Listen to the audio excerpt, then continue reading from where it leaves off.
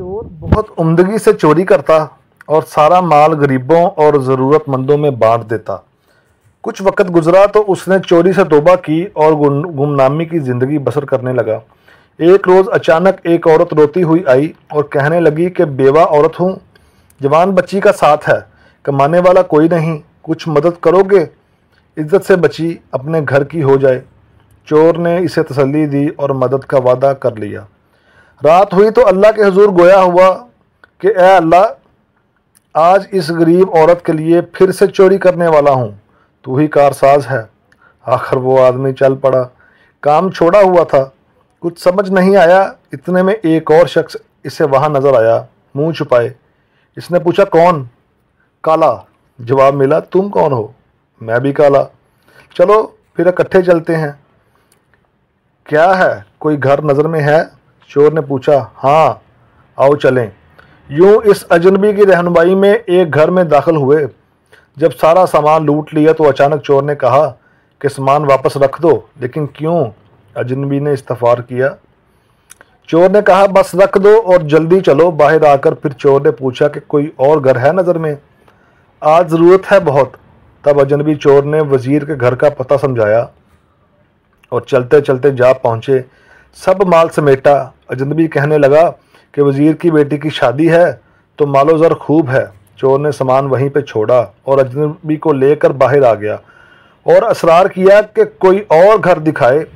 आखिर इस अजनबी ने कहा कि अब तो एक आखिरी बादशाह का महल ही बचा है, अगर कहो तो वहीं पे चलते हैं। चोर ने हामी भर ली। अब वो दोनों बादशाह के महल में पहुँचे। तमाम रुकावटें अबूर करते हुए सामान उठाया। इतने में पहरे पे मौजूद कुतिया की आंख खुल गई। वो भागे और चोर पे झपटे। इतने में कुत्ता आया और कुतिया को खींचकर पीछे किया। चोर ने एक शर्त आ भरी और अजनबी से कहा, यह सामान भी रख दो। अजनबी ने पूछा, आखिर क्यों? आप ऐसा क्यों कह रहे हैं? तब चोर ने कहा, तुम मालिक हो इस घर के और ये घर बादशाह का है। मैं पहचान गया हूँ कि तुम ही बादशाह हो, लेकिन कैसे? बादशाह ने हैरान होते हुए पूछा। कुतिया मुझ पर भौंक रही थी, जबकि कुत्ता इसे हमसे दूर ले गया, ये कहते हुए कि जब मालिक खुद चोर के साथ है तो तुम्हें क्या तकलीफ है? कुत्ते के रद्द अमल की वजह से मुझे खबर हुई कि आप ही घर के मालिक हो।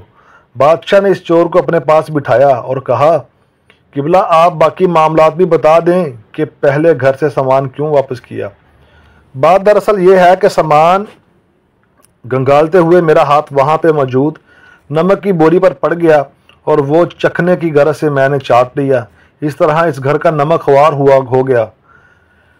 आलिजा, मैं चोर हूँ लेकिन नमक हराम नहीं हूँ, इसलिए इस घर का सामान लौटा दिया। अगला घर वजीर का था, लेकिन इसकी बेटी की शादी थी। बेटियाँ तो सबकी सांझी होती हैं, गरीब की हों या वजीर की। तो मेरा दिल नहीं माना कि एक बेटी का हक दूसरी को दे दूँ।